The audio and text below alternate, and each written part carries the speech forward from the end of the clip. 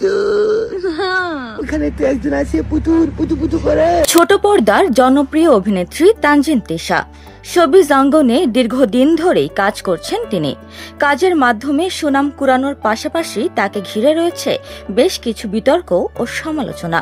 অভিনয় ও মডেলিং করে যতটা জনপ্রিয় হয়েছেন এই অভিনেত্রী, ব্যক্তি জীবনে ততটাই সমালোচনার টিপ পড়তে হয়েছে তার কপালে। বিভিন্ন সময় বিভিন্ন জনের সঙ্গে সম্পর্কে জড়িয়ে খবরের শিরোনামও হয়েছেন তিনি। একবার আত্মহত্যার চেষ্টা করেও তুমুল বিতর্ক ও সমালোচনার মুখে পড়েছিলেন এই অভিনেত্রী।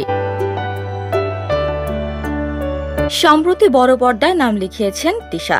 চিত্রনায়ক সাকিব খানের বিপরীতে কাজ করছেন সোলজার নামে একটি সিনেমায়। এটির মাধ্যমে চলচ্চিত্রে তানজিন তিশার অভিষেক হতে যাচ্ছে। এর মাঝেই পাওয়া গেল তানজিন তিশার বিরুদ্ধে প্রতারণার অভিযোগ।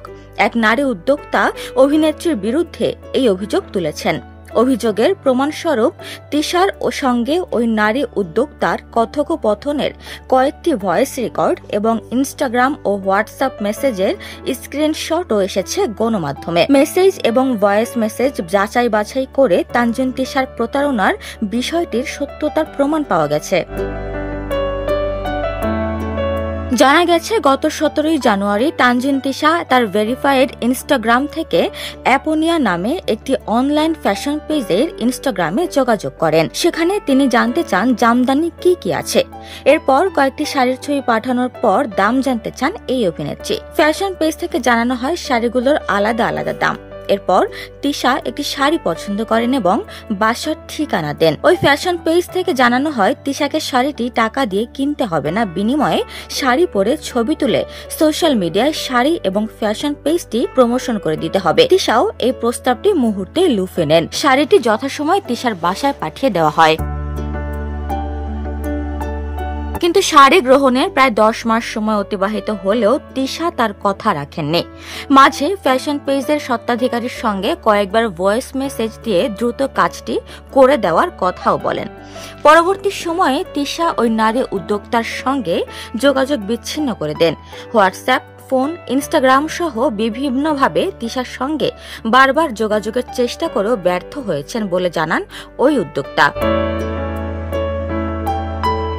এই সম্পর্কে অ্যাপোনিয়া ফ্যাশন পেজের কর্ণধার ঝিনুক বলেন, তানজিন তিশা ইনস্টাগ্রাম পেজে নক দিয়ে জামদানি শাড়ি কিনতে যান। 28,800 টাকা দামের শাড়িটি পছন্দ করেন তিনি। এখন উদ্যোক্তার স্পষ্ট দাবি, শাড়ির মূল্য ফেরত দিতে হবে, নতুবা আইনি পদক্ষেপ নেবেন তিনি।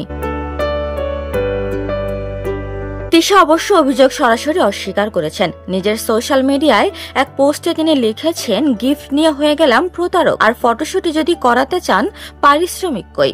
আজব নারী উদ্যোক্তা, আপনার গিফটকে সালাম। এই প্রতিক্রিয়া ঘিরে সামাজিক মাধ্যমে মতভেদ তৈরি হয়েছে। কেউ কেউ তিশার সপক্ষে অবস্থান নিয়েছেন, আবার কেউ বলছেন বিনিময় চুক্তির শর্ত না মানা প্রতারণার শামিল। এদিকে বিতর্ক যখন তুঙ্গে, তখন তানজিন তিশা শুটিং করছেন তার প্রথম চলচ্চিত্র সোলজারের। সিনেমাটিতে তার বিপরীতে রয়েছেন ঢাকাই সিনেমার সুপারস্টার সাকিব খান। পরিচালনা করছেন সাকিব ফাহাদ।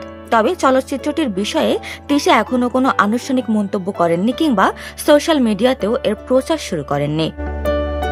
উপমা রায়, সোনালী নিউজ, ঢাকা।